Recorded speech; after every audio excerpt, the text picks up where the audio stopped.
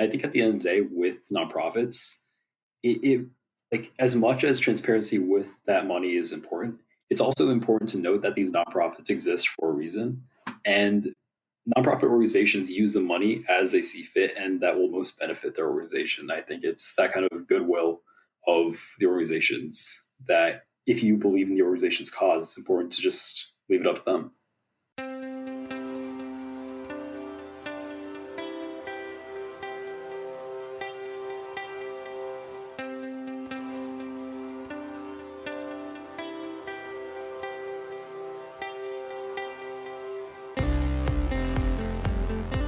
You're listening to Relish This, the Purpose Marketing Podcast.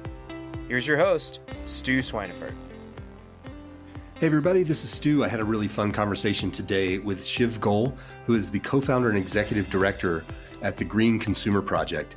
And he is a young environmental activist who is just doing some amazing things to try and help people understand how their consumer purchases affect the environment and how they can actually make more effective purchases to help reduce their carbon load and work with those kinds of companies who are doing some good things for the environment.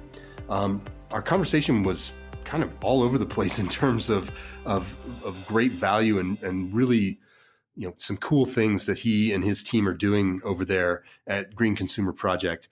I think one of the big takeaways was this idea around how your dollar and that purchasing power can really help influence both consumer brands as well as consumer marketplaces, and how he and his team can start to really become a mover and a force in how people purchase as well as how products are produced and sold. So I hope you have a really good time listening to this show. I had a great time talking to Shiv, and he has a big future ahead of him. So here we go.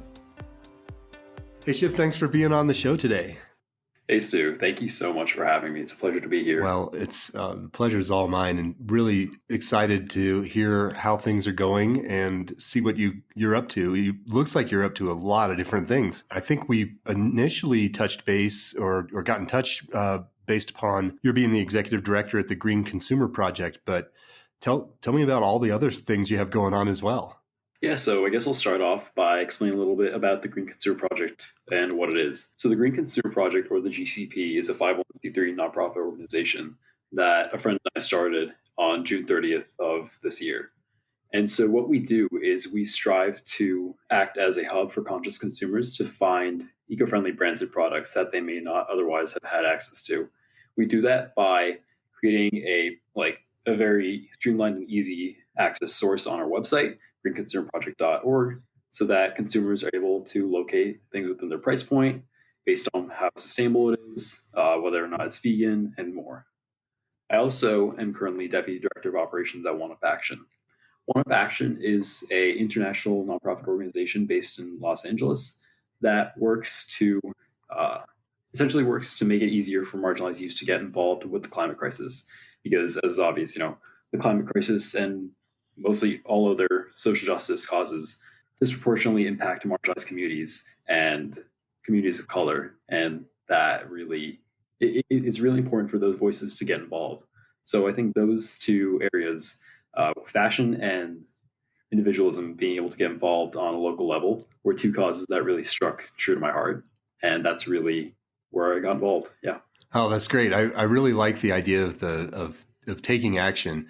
It's a big part of this show, in fact, is to try and get people to take action. And then certainly I think that the awareness of how we can actually vote with our dollars is just a great thing. And I'm super happy to hear that you're trying to spread awareness there in terms of, the things that we buy contribute to the creation of all these other things. And so it's great for us as consumers to be a lot more conscious in that space.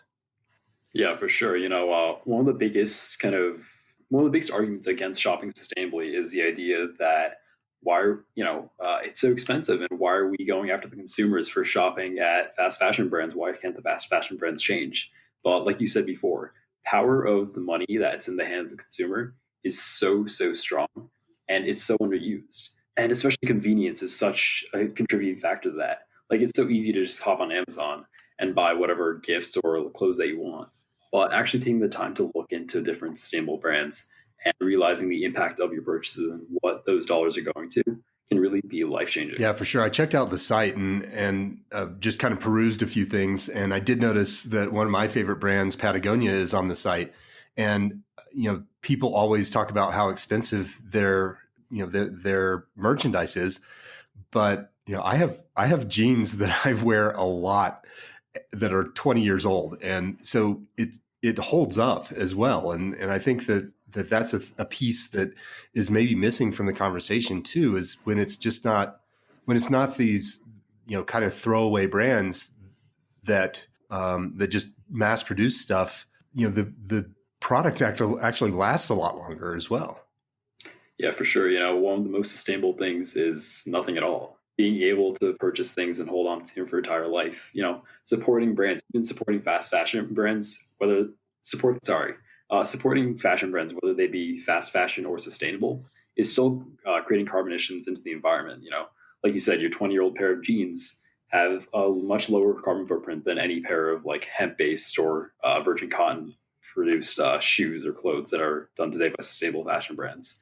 And it's so important to remember that the best thing you can do for the environment is just to buy what you need. Yeah, it's that whole reduce, reuse, recycle approach. And I think one important factor to that too is the idea that, like you're saying, reduce, reuse, recycle is kind of existent everywhere in our daily lives. Like even these fashion brands, like you see Nike, they recently came out with a line called the Space Hippies, which is made up of shoes that are made of recycled parts from other of their shoes, including horns, etc. But at the end of the day, Nike is still making those shoes in their factories that are producing millions of tons of carbon into the air every single year, and that are abusing their workers in sweatshops. Right. Do you feel like that's a little bit of that whole greenwashing approach that for sure. We hear so much like about? Greenwashing, even within like the sustainable fashion industry, you see brands that are popping up that are promoting themselves on Instagram with millions of followers. I won't name any specifics, but they're doing exactly that. They're portraying themselves as sustainable brands, but we actually looked into one of them and found out that they're producing some of their stuff at the same factories as H&M, which is kind of insane. So are you guys doing a lot of that research just as part of your team, or how? Tell me a little bit about your process. The Green Consumer Project, we're actually a team of youth volunteers ranging from ages 15 through 25. And we have a team that is specifically dedicated to looking up brands and locating them. Actually, I've been developing the list of sustainable brands that's up on our website for over 2 years now.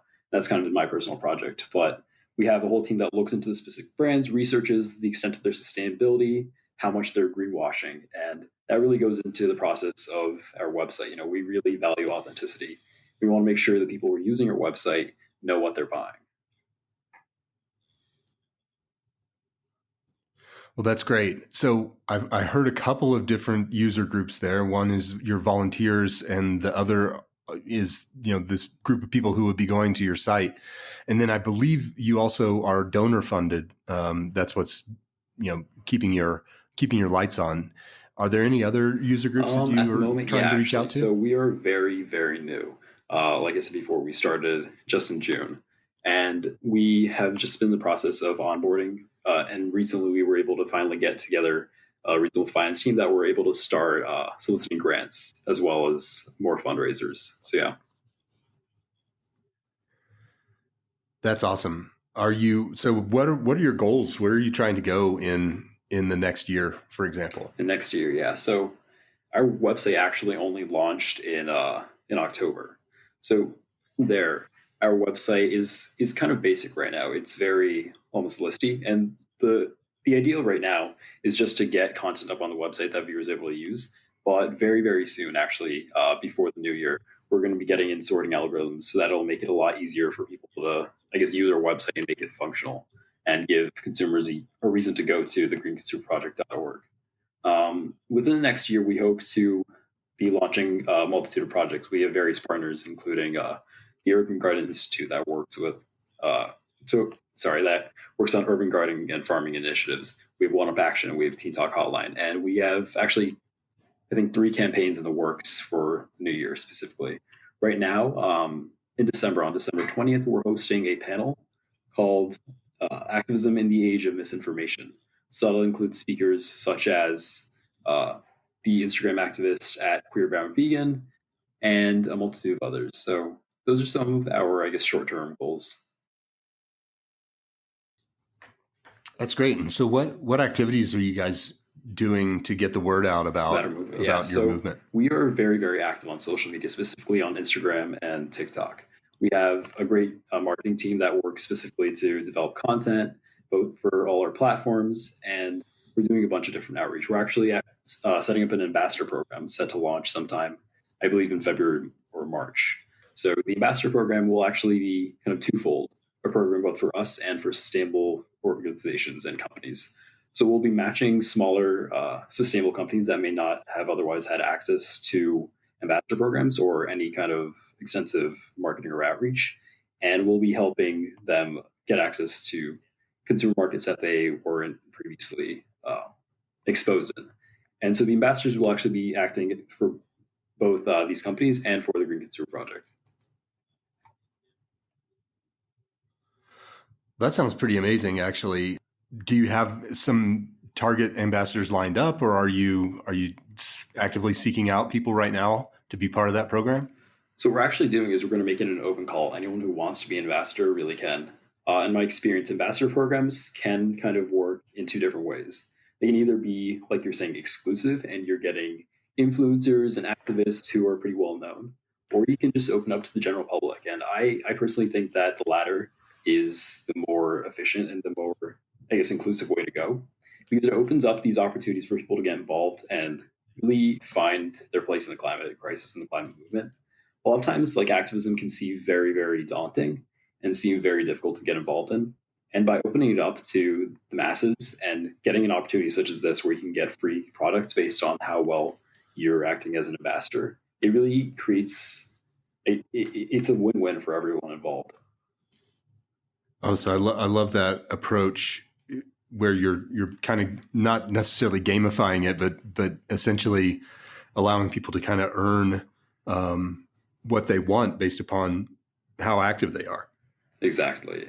I actually heard this approach from, I forget what it was. It was a LinkedIn influencer who did a marketing video series on his LinkedIn profile, I think every single week. And I tuned into one of these because the title was about ambassador programs, and I had been talking with my co-founder, Jack Osmond, about setting one up. And I looked more into it and did some study and did some research and looked at some case studies on ambassador programs that different companies had did. And for the way that we're going, as the Green Consumer Project, we really strive to make sustainability as accessible to everyone as possible. Sustainability, as amazing as it is, by and large, it is a privilege. People who aren't able to access resources aren't going to be able to shop at sustainable brands as much. For some people who are living paycheck to paycheck, it's not simply possible to shop and buy Patagonia jeans. And It's really important for us to open up channels to everyone involved. Well, I think that's just a really cool approach, and is super thoughtful. One of the things, and I don't mean to continue to harp on or bring up Patagonia, but one of the things I think that they've done really well is with their Wornwear program, where they're essentially saying, if this product still has life in it, but you're unable to use it anymore for whatever reason, then let's give it some new life with new people. And so I think just that kind of creative thinking and thinking outside of that box is kind of changing the way that people think about, particularly clothing, as a really good example of something that most people think about as kind of single use in terms of, for sure, one it's person. Really interesting, actually. For a lot of people who are done with the use of their clothing or just don't really feel like wearing a particular piece of clothing for whatever reason, they donate them, whether that be to local charities or churches. But what I found really, really interesting, kind of disturbing, was the fact that up to like 20% of the clothes you donate end up in landfills. Yep. And for no, like, it's no fault of like the donor.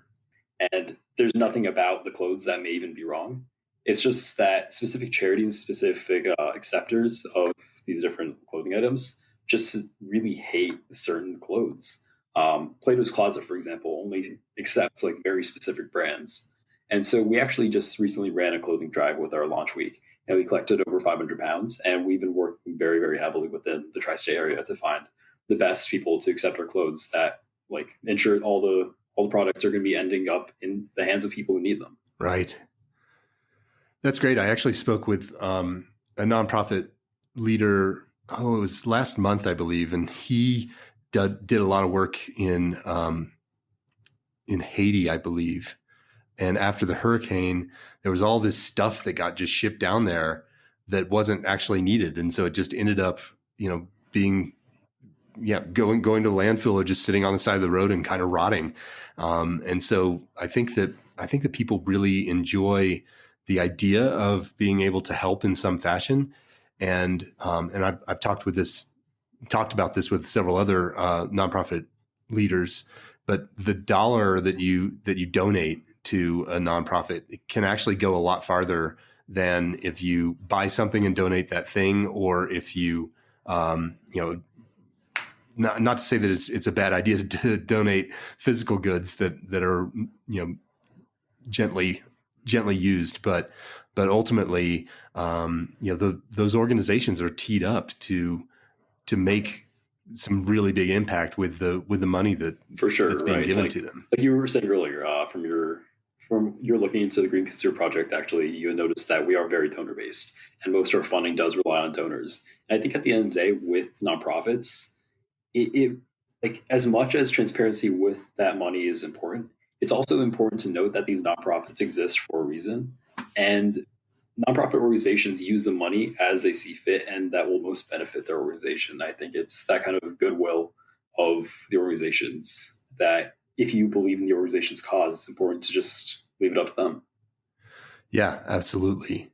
And that's where, Nonprofit Watch, and I think there are a couple other organizations that really do a good job of making sure that you can do that research and figure out which ones are using the bulk of the donations for the mission versus for other activities per se. For sure. Actually, when we were looking into potential partners for our clothing drives, one that seemed really promising and actually we thought was entirely perfect, one of our volunteers looked it up, and they found some articles about how there was actually next to no transparency with the funds that were, as to where the clothes were going, right, and what the organization was up to. And that was kind of enlightening for us in the realization that, we came into the nonprofit industry with the ideals that we wanted to put out and the idea that we wanted to do good in the world.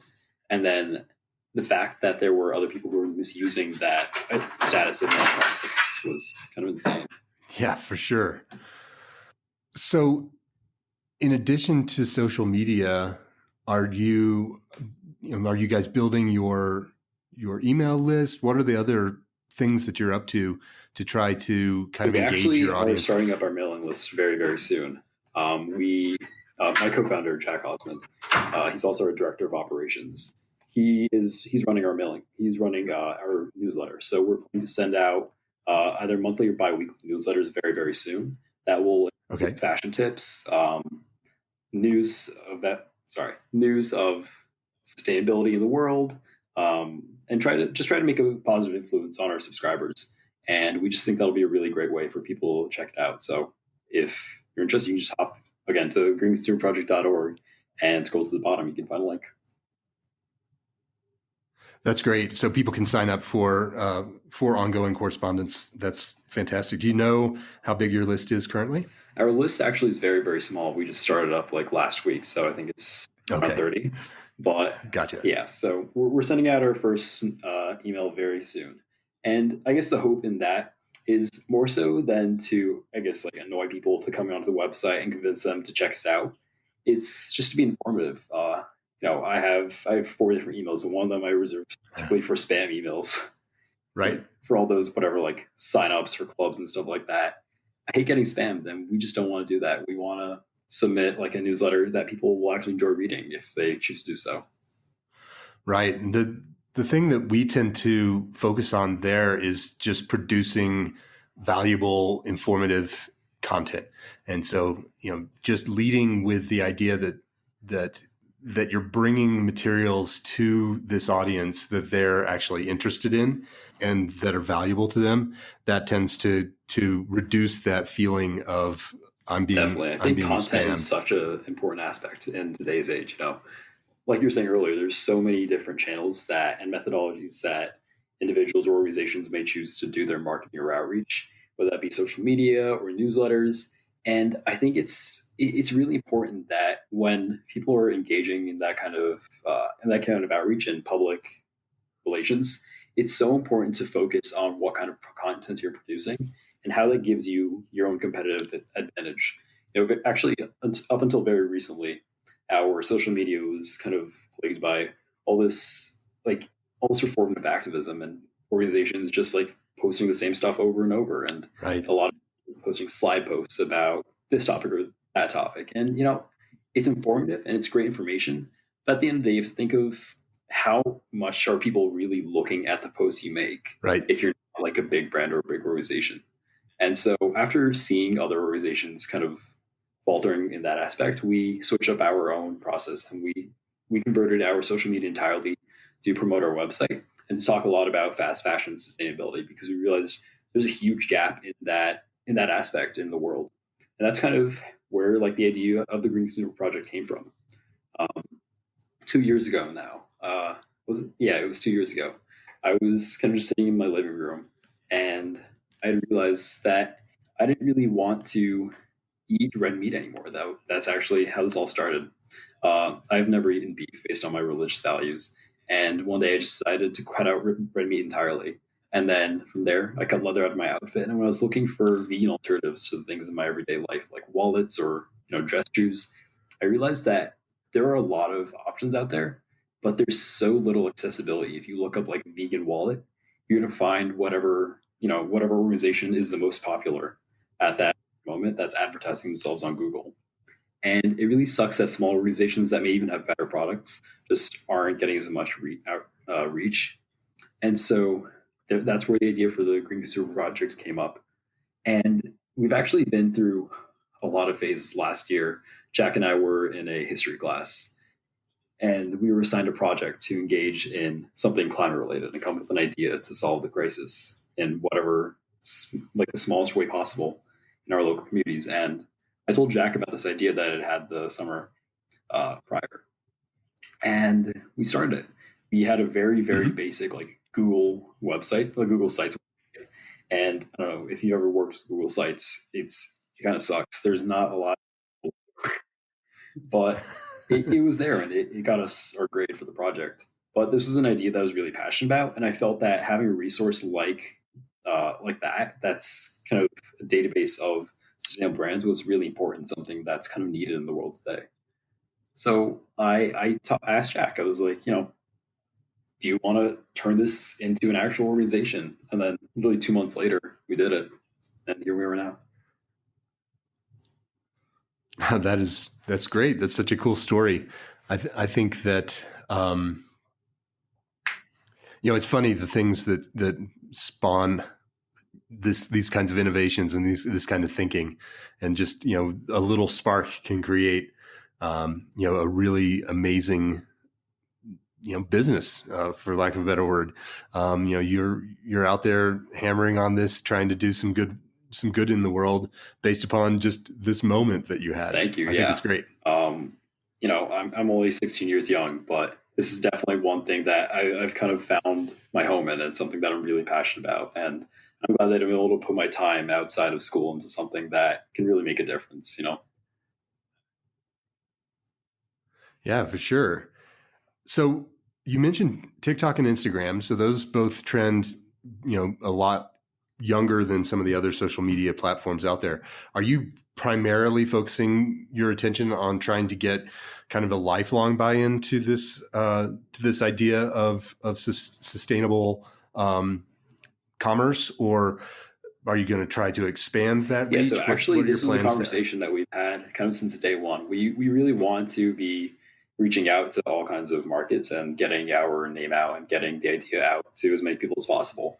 And people always ask us, like, what's your target audience? Are you focusing on millennials, Gen Z, boomers?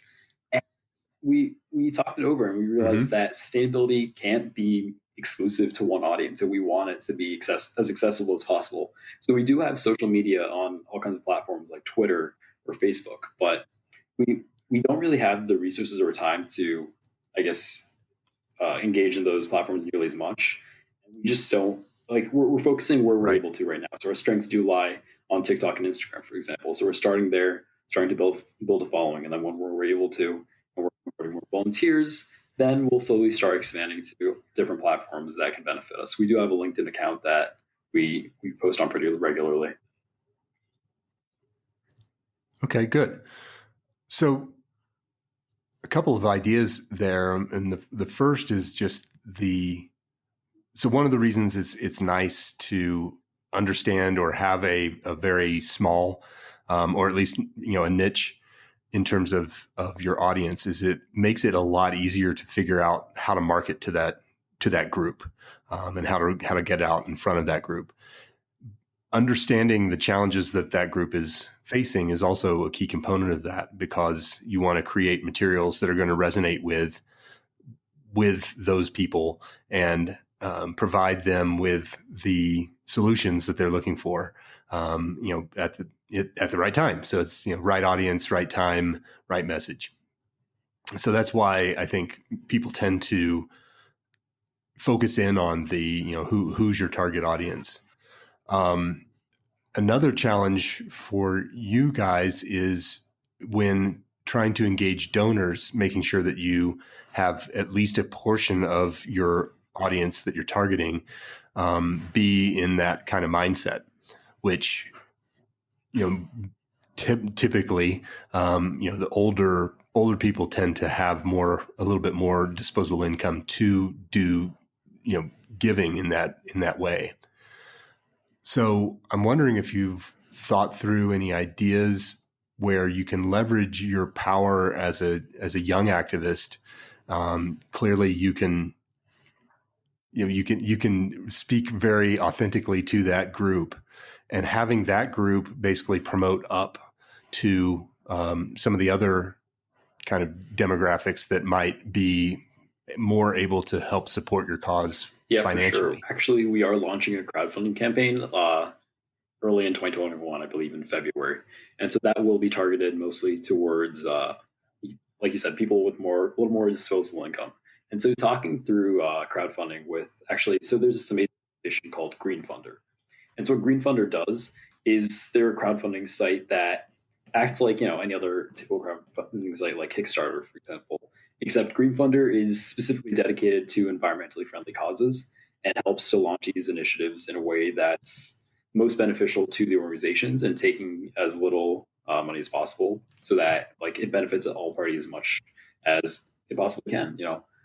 And so we're launching a campaign with them in early 2021. And so talking through the founder, in a conversation I had with the founder of Green Funder, he basically explained to me that a lot of the outreach and a lot of the primary funding that comes from campaigns like that, especially for smaller organizations like ours, comes from our local networks. So one of our main strengths is that we have volunteers from all over the country. We have people from California to Cleveland to New Jersey, where we are based. And so a lot of the best funding that can come for small nonprofits is basically locally. So reaching out to local organizations, local donors. We actually, are you familiar with the organization Catch a Fire? I am not familiar with that. So Catch a Fire is this really great resource for nonprofits that basically acts as a platform for people to find experienced volunteers in different areas to help them train their volunteers.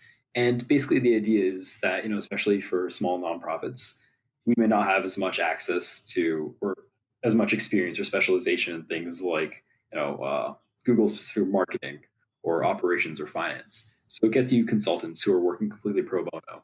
And what's cool is that in New Jersey specifically, Robert Wood Johnson, which is a local foundation, sponsors any New Jersey-based nonprofit that wants to get a Catch a Fire account, which would otherwise be hundreds of dollars per year.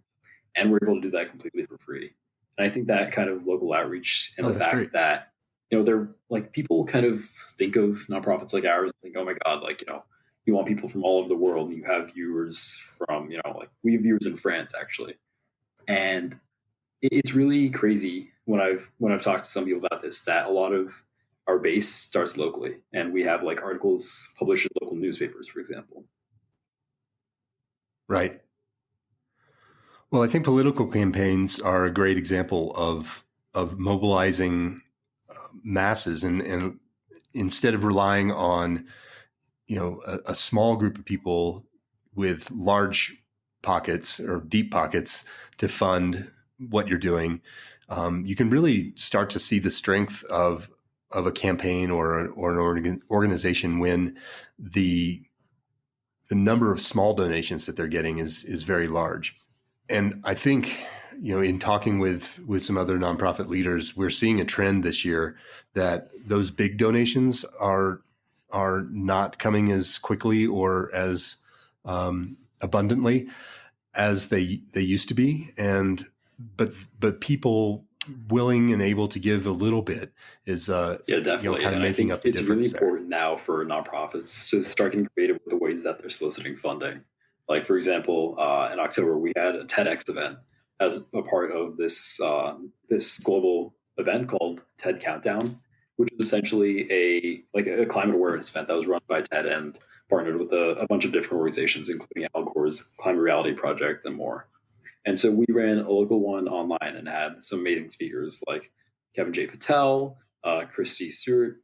And so that event actually raised a huge, huge chunk of money for us. And I think it's important that, in today's age, nonprofits, whether youth-led or otherwise, really need to figure out, like you were saying earlier, the markets that they're able to tap into best and how to tap into other markets and get funding. Because, we're in unprecedented times. We're in, we have a global pandemic raging on, and people's pockets just aren't as giving.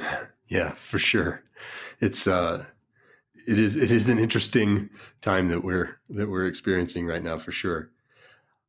So I had an idea, and I don't know if this would be something that you guys have considered or if it's even part of your model, but one of the ways that you could get people to engage with your program would be to be able to facilitate wish lists and gifting within the program.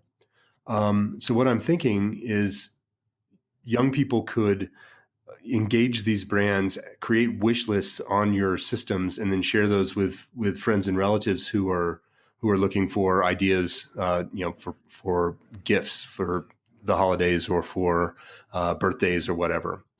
And I'm wondering if that might not be a way to kind of engage both, basically take your youth-oriented approach and allow that to kind of organically spill out to some of the other user groups that might be able to be then brought into your systems. That's a really fantastic idea. I never thought of anything like that at all. And I think that could really be an approach that we could 100% take. One of our volunteers actually came up with the list for sustainable toy brands for the holidays, because she had been running a toy drive with the local organization and she actually made a wish list of sustainable toys for orphaned youth in her community. And so that, I think, is an approach that we could definitely take and could be really, really helpful, knowing that, our volunteer has used something like that before and it has been successful. Yeah, I think that'd be an interesting way to kind of get people to adopt your system as just kind of a regular place that they go to. The other thing that just popped into my mind was creating a green consumer project badge that you award to some of these businesses that meet your strict level of environmental, proficiency or whatever, however you want to phrase that. And essentially, then that becomes something that if you can build up a big enough audience and have a big enough kind of reach in terms of you can demonstrate that these people come to your site to make buying decisions, then you could really start to influence some brands. And I could see even spinning out kind of a green consumer project area within Amazon or something like that. So those might be some things to consider for future. It's really funny you mentioned that, actually. In our original, there got to be Google Sites version of the website. The teacher who had assigned us this project had really, really wanted us to reach out to Amazon to do something exactly like that. And so on that website, even on our website today, we have three versions. We have three kinds of brands that we feature on our website. We have We have GCP certified vegan businesses, which, pretty self-explanatory, are vegan. We have GCP sustainable businesses and GCP environmentally friendly businesses. And so those are three levels of sustainability that organizations we feature on our website can hope to engage in. And we have the criteria for those listed on our website, and we promote authenticity as much as possible. So we are actually developing icons for those and intend to put those on our website. But I think that's a really great idea of kind of promoting that even beyond just the greenconsumerproject.org website, and getting that out there to the companies themselves and being like, hey, you're featured, you won this, brag about it. Yeah, for sure. It just, I think that there's a tendency for people to think in real black and white terms. And as you may have noticed, as you kind of hop into these things, that there's, everything is really shades of gray.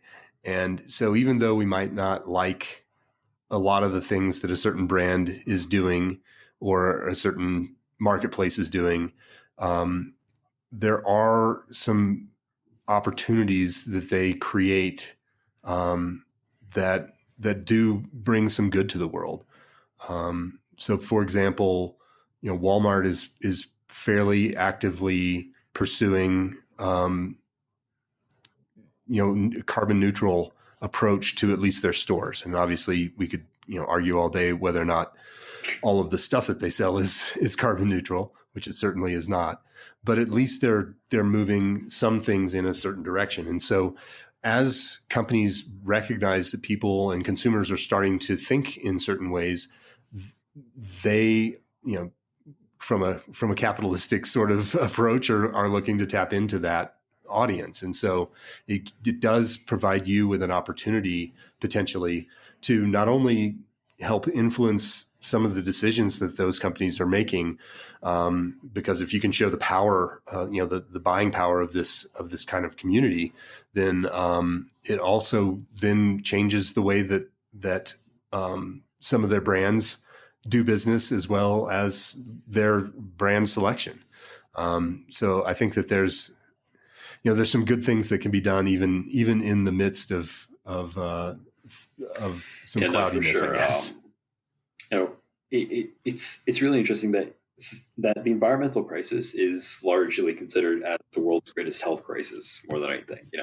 It's its own crisis, its own pandemic of sorts, and it's kind of insane to me that more people aren't focused on it, considering how many people just die from pollution each year. It's in the millions, and actually was presented with a question the other day along those lines of why I thought people weren't buying into why people were so concerned about the pandemic, which obviously there is reason to be so much. And it, again, it's kind of insane that some people may not be as concerned about it. But on the same note, it's also amazing how many people just aren't aware of the environmental crisis and that the fact that it kills almost 3 million people each year. And I want to hear your thoughts on that. Mm-hmm. Well, I'm a big fan of environmental stewardship, and my company is part of a movement called 1% for the Planet, which you may or may not be familiar with. But basically, it's a commitment that we've made that 1% of our revenue goes toward environmental causes and the support of organizations that help combat climate change or do some other good in the environmental space. I think any of these organizations that you're a part of would be a good partner there.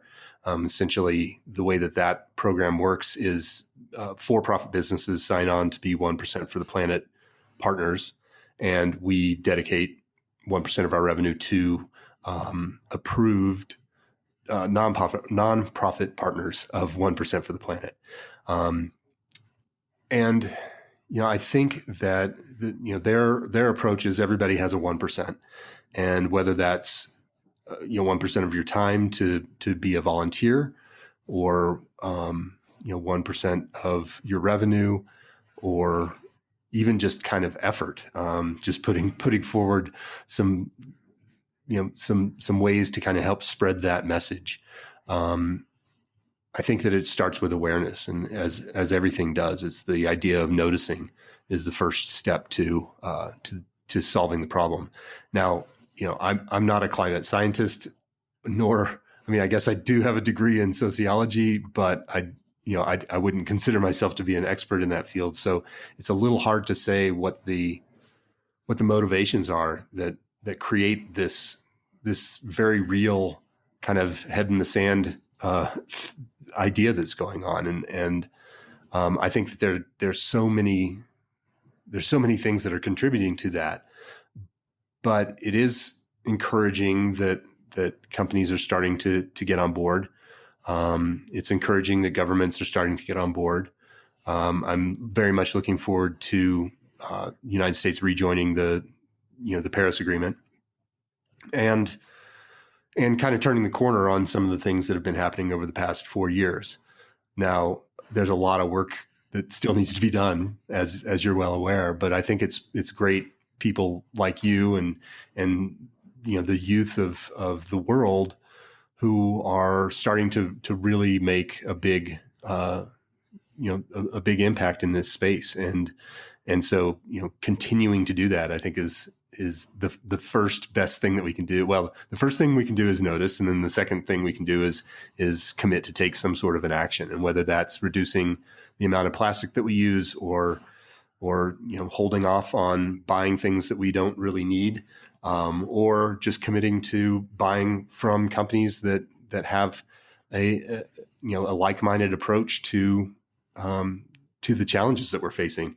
That those are kind of some of the first steps, and so it's really encouraging to see you and some of your friends taking those. It's so amazing taking those that in today's world where we have like the people in power, we have older folks who aren't as receptive to change and aren't as receptive to the idea that change is needed. It's so inspiring that my peers are taking action on so many levels. Like the Green Consumer Project, again, is entirely youth-led, but there are dozens, actually hundreds of other organizations just like us who are taking action in their own ways. And it's amazing that it's really inspiring that there is hope, and that there are so many people who actually want change. And what's amazing to me is I remember 5 years ago when I was first learning about the climate crisis in my 5th grade science class. I remember the girl sitting next to me started going off about how climate change wasn't real, and how why are we having winter, and why is it cold and snowing if the earth is warming. And it's amazing that now, just 5 years later, over 70% of people actually do believe in climate change worldwide. And it's great that, change is happening and people slowly are becoming more receptive of the fact that climate change is real. It's real and it's here. And we can't just sit idle. We have to step up or step aside. It's time for action.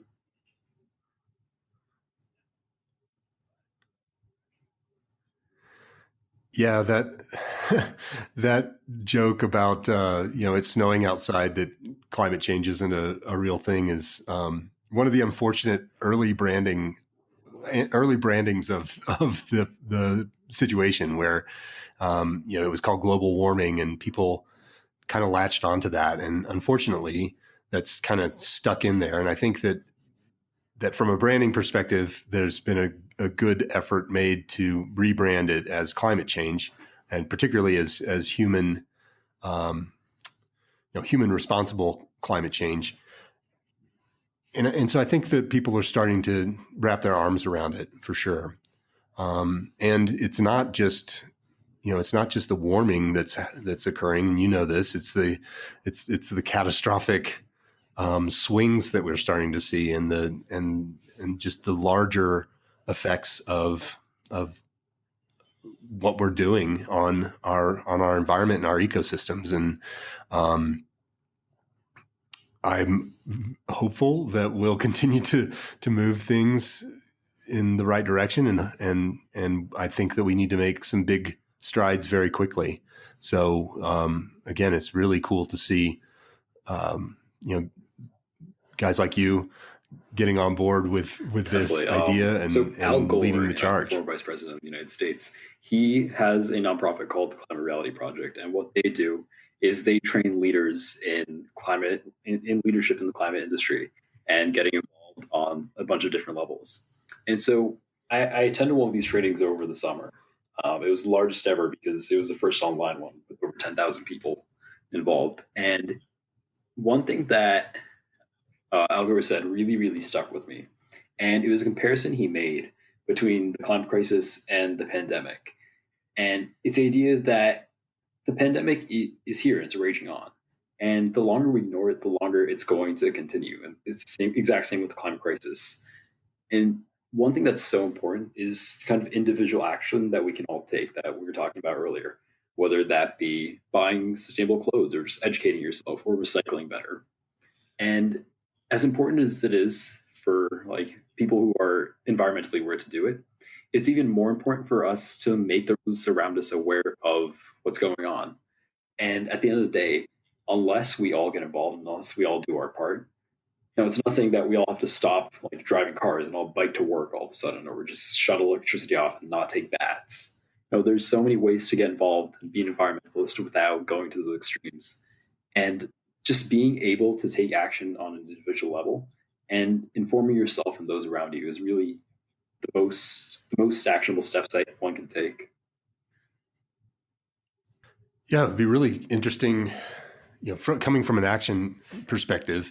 I think it'd be really interesting for you to leverage the reach that you are building on social media to foster that kind of action oriented attitude around climate change and around, not only purchasing power, but just things that people can do on a daily basis to help move the needle in terms of awareness and spreading that message and getting people just really active. I think that Protect Our Winters is a great organization that did a lot of things here in the last few months to try to engage people to get out the vote, particularly around the idea of climate change and voting in, voting in those representatives who took this seriously. And, and a lot of their messaging over the last couple of months in particular was around action. And I think that's a fantastic way to handle things. They also have kind of a pretty heavy duty ambassador program that, is mostly, athlete driven. So you might kind of check out what they've done in terms of an action oriented network that they've created around one of my mentors the climate movement. From as long as I've lived where I am, he said something that is really profound to me and something that's really stuck with me. He's actually a mentor of mine in music, but he's a dear friend and someone I really rely on and count on the advice of. And one thing he said was that actually stealing from other people is possibly the best thing you can do for yourself. And I think that's just so important, such a great thing to apply to your life, but in all aspects, being working in the business world or working in the nonprofit industry, looking at the ideas that other people have had and the actions that they've taken, like you were saying, the initiatives of Protect Our Winters and the way that they implemented their ambassador program, and taking a look at that and taking inspiration from the people around you and looking at what works. And I found that case studies in particular, whether that be like pre-existing ones from academic institutions or just like conducting your own, looking at what other companies have done, what other activists have done, has been really helpful in my own journey, and has I know has been helpful to other people that I've talked with about this.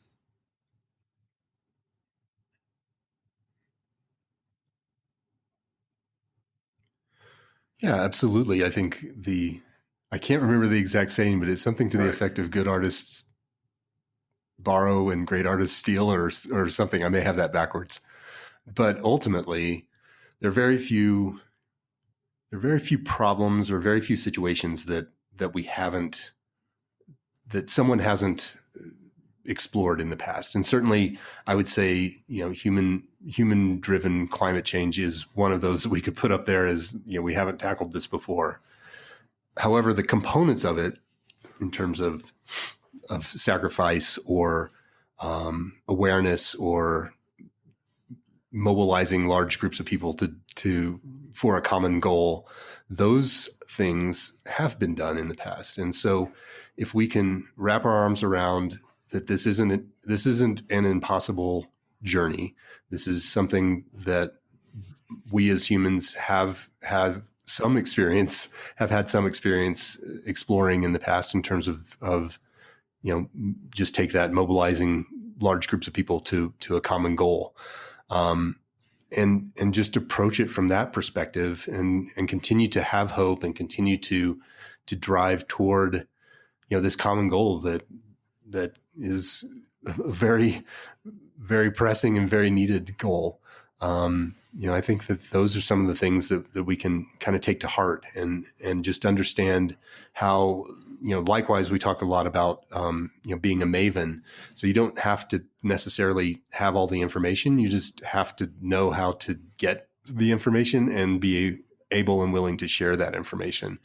And though, I would encourage everyone to cite their influences, those who have influenced them in this kind of work.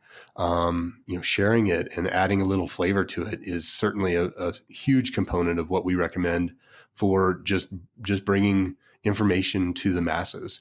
And so if you think about your audiences that you're trying to influence, you don't have to have all the ideas. You just need to know how to get to those and how to share them.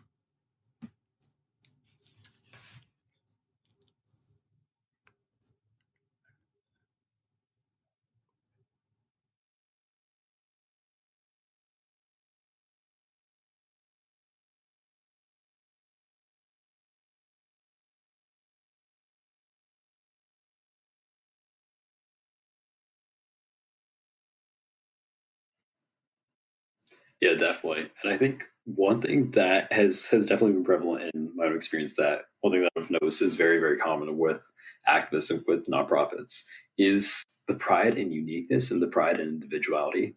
And like, I am proud that like I started an organization that is unprecedented, has done nothing like any other nonprofit or organization the world has ever done.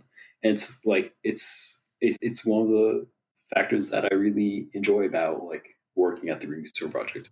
But at the same time, it's arrogant to ignore the fact that it's arrogant to ignore your predecessors. And it's arrogant to ignore the fact that there are millions of other people out there who believe in the same facts.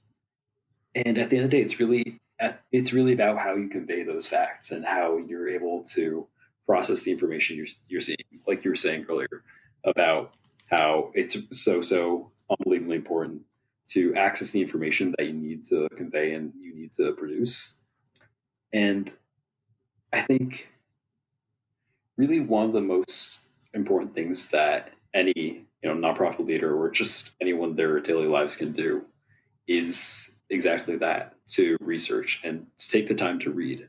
Um, Someone once said that reading makes you smarter, but learning at the end of the day makes you intelligent. And that's very, very profound to me. And that's something that stuck with me for a long time. Yeah, I love that quote. That's really great. And I think that what you guys are doing is just that. You're bringing information, you're making it easier for people to make decisions. And ultimately, if it's easier to get access to that information so that I can make, a more informed, more educated decision, then that's just a really great thing that you're bringing to the table. And I love what you guys are doing. Yeah, thank you. That's really how it all started. Like I was saying earlier, the idea for the Green Coons Project came out of the absence of such a resource and the need for something like that in the world today. And I think in the nonprofit world, again, that's something that is important. You see a lot of youth-led organizations that are popping up, and a lot of them are local, and a lot of them are just kind of doing the same thing, and are just superfluous like extensions of other organizations, like tutoring low-income youth, which is important. But it's almost funny to me how a lot of these organizations are purely made as resume builders, and it's important that I found when you're starting a nonprofit or just engaging in any activity, you think about the reasons you're doing it. And being in a movement that's as important as the climate movement has helped me realize that, like, a lot of my volunteers are in it for their resumes, and that's fine. But the fact that they're here and the fact that they're willing to commit their time to our cause specifically really shows something to me. And the fact that, like, out of the hundreds of even thousands of organizations that exist, I really enjoy that my volunteers are super engaged in the activism that they do with our organization and are actually very passionate about our work and passionate about what we do and who we are. One thing that we pride ourselves in is being a very collaborative organization, and we're constantly looking for feedback with our volunteers on their experiences, how they're liking the organization, how we're leading, and a lot of decisions we make aren't just made by me or made by me and my co-founder. They're made by the volunteers. And that's something I find has really been one of our strengths lately. Yeah, I think that transparency and that inclusion is really important. And it sounds to me like you guys have done a great job, which is commendable, of leading with your values, vision, and mission.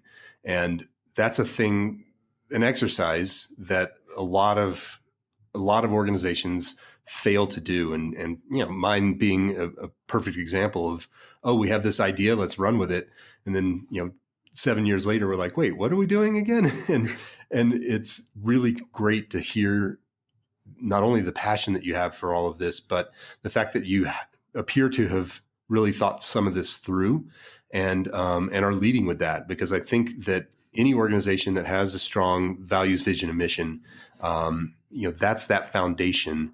You get all of your team, everyone's rowing in the same direction. Everyone understands, what the end goals are and what where you're going. And when you can nail that, yes, you're always going to have, somebody on the team that's there just to pad their resume. However, even that person knows where you're going and why it's important for them to be in on this game as it's being played. Even if they're maybe in it not for exactly the right reasons, but the quicker you can tease that out and get everyone's going the same way and everyone has the same kind of motivations, that's what produces a really strong organization.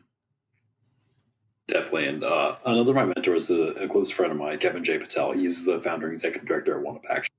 One thing that I learned from him that, like, I've implemented heavily at the GCP is the idea of building an environment that makes people actually want to be there. Like, having an organization and like leading an organization oftentimes can be hierarchical and bureaucratic, which is effective if you're running like a traditional business and you're working in a space that requires that kind of leadership and that requires that kind of ethic. But in a nonprofit space, especially like in youth-led nonprofit space, where the people you're working with can even be older than you. Like some of our volunteers are in college, and I'm just in my junior year of high school. The fact that we're kind of developing a sense that we're a team more than anything. And although we have like a board of directors and we have like an executive director, it really isn't back to that word, hierarchical. We really try to focus on bringing everyone's points and views and ideas into every conversation we have. you know, one of the traditional things that a lot of people will say at the end of conversation is any thoughts or questions or sorry, any comments, questions, or concerns. And I've changed that actually in my own way. I always add the fact of ideas. I say any thoughts, any questions, concerns, or comments or ideas. And that has actually proven really, really useful and effective for us. And I'd actually encourage like anyone to try that out as well because it opens up that collaborative space and opens up the platform and the idea that you're there to hear what people have to say and you're not just there to lead. And I think that's actually one of the best things you can do as a leader. Yeah, I love it. That's just really sage advice, and I like that addition, which is a great segue to kind of my next line of questioning. And I can't believe it's already been an hour. This has been such a fun conversation. How did this land with you? What are your takeaways? This is, like you're saying, this has been a really fun conversation to have, and it's been so productive. I've learned a lot from you, and you've given some amazing advice. I'll definitely take the idea of the wish list, and I'll bring it back to our organization. And I think I love the idea of your podcast, conversing with nonprofit leaders, giving them advice, and kind of taking from their experiences and making that information public to anyone who wants to listen. I just think that's so amazing. And I'm really glad you're doing this. And thank you for having me as a guest on this. It's been my pleasure. As you may know, if you've listened to any of the shows, I'd like to end all of these with an action ask. Talking is great, but giving somebody something to do at the end of the day is ultimately incredibly powerful. If you were to, and this is going to air probably in late January, but if you were to have our listeners take an action today after listening to our episode, what would you have them do? I would say, first and foremost, educate yourself. The climate crisis is an important issue, but it's also super extensive. It goes beyond just fast fashion or recycling. There's all kinds of branches of it. There's carbon sequestration, there's, river pollution, and learning about the environment and how that impacts your daily life and how your daily life is in turn impacting the environment is really the most important step you can take to be an environmentalist and starting your journey on bettering yourself and bettering your impact on the environment. Well, I love it. I think that's a really great, a great thing that people should take to heart, and would encourage everyone to just get out and learn more about how they and their, the way that they're living and what they're doing affects the environment, and how this is all interconnected. I just think that's wonderful. Yeah. Thank you so much for being on the show, Shiv. I really appreciate it. I will let you know when this drops, and keep us posted with how things are going with you and the Green Consumer Project. And before we leave, where can people find the Green Consumer Project? Yeah, they can find us on greenconsumerproject.org. They can also find our Instagram at Green Consumer Project, and our TikTok is the same. Yeah. You can follow Twitter and Facebook if you like as well. Our Twitter is Green Consumer P. Our Facebook, I believe, is also just Green Consumer Project. And on LinkedIn, you can find us again under the same name. Awesome. Well, thanks again for being on the show. Wish you the best of luck, and we'll talk to you soon. Yeah, thank you so much for having me. It's been a pleasure. Thanks for listening to this week's episode of Relish This. I have some exciting news. At long last, my first book, Mission Uncomfortable, is complete.